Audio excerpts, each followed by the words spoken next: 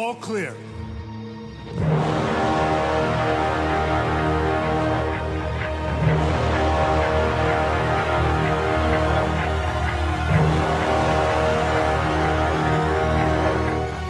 Well, in Hitman Absolution, 47 is on a most personal journey for him yet. He is, at the time we catch up with him this time, he has just killed his old handler Diana, which is a very, obviously a personal thing for him. And he has now been asked to find a girl called Victoria. We don't know much about her at this point, and we end up in the Rosewood Orphanage looking for her. And apparently, a lot of other people are looking for her as well, and trouble is just about to begin.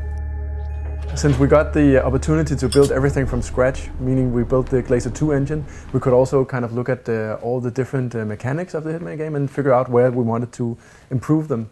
And today we're really trying to make it about 47 and all the abilities he has.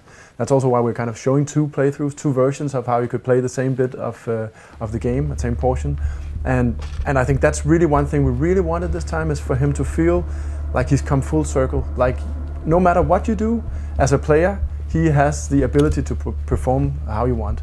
So obviously, if you want to be super stealthy and you want to avoid your enemies, you are able to do that. And every time something screws up a little bit, or if you want to just out of pure, I don't know, rage or something, you can actually also just choose a more free play style and start killing people how you want. Well, Instinct is basically a way to show some of 47's more enhanced skills, if you will. So on one hand, it's an umbrella feature that you earn this power by doing stuff that a good hitman would do. So disposing of bodies, remaining unseen, and all that stuff. You can use it obviously to sense enemies. You can predict their path and see where they're going. And then we have two more extreme versions. One is the instinct usage when you're in a disguise, where you're actually allowed to blend in to fool your opponents and bluff them, and they can't really see who you are. And as we showed in the end of the presentation here, also the action version of that, which is point shooting, where you can freeze time almost, and you can tag your enemies and then execute them in a cinematic way. No one's gonna die. I think it's always about choice and about looking at your environment and looking what's going on.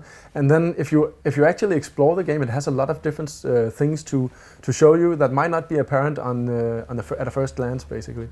I also think that some of the stuff we are experimenting with is stuff like in this playthrough. You can see that if you come up to this situation where a guard is being tortured by some of these goons, and if you play as a strict professional and you're pretty ice cold about everything, obviously what you do is you just go past them without anyone noticing, because that's the professional way, right? Yeah. If you're a little bit more messy, then we actually show that in this playthrough, if you kill the guys torturing our poor guard here, he will actually give you some hints about what to expect up ahead and point you at a shotgun that his colleague left in a chapel. So you get a little bit of different outcomes if you look for it, and I think that's always been at the heart of what we've been doing with the Hitman games. That is that.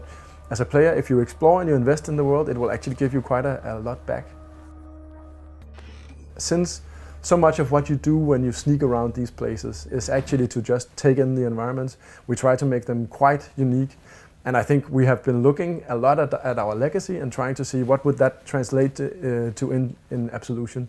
And I think we have some pretty beautiful and weird and lovely areas in the game. And I mean, obviously, we are showing more as we go along. But yeah, I think the orphanage, if you contrast that to the library, for instance, this derelict old library within the kind of in a dark and rainy Chicago, and this is more like a place of beauty, now completely torn up. I think you can already see a contrast there. And I think, yeah, for each level in the game, there's actually some pretty unique places to go. The Silent Assassin achievement as it is we know that fans will be striving for that, and it is quite challenging, and it requires patience and trying to learn both the game and the specific level, really trying it a few times to get it right. So obviously that's a big part of the game, and we're always exploring ways for people to share that stuff. We're pretty excited about it at I/O finally being here. Being almost ready to share this again with fans. It's been a good wait. We have a lot of loyal fans. We know that. We can see it on our Facebook page. There's I don't know how many people there, but it's a very, very big thing for us. So a little more patience, and then it's there.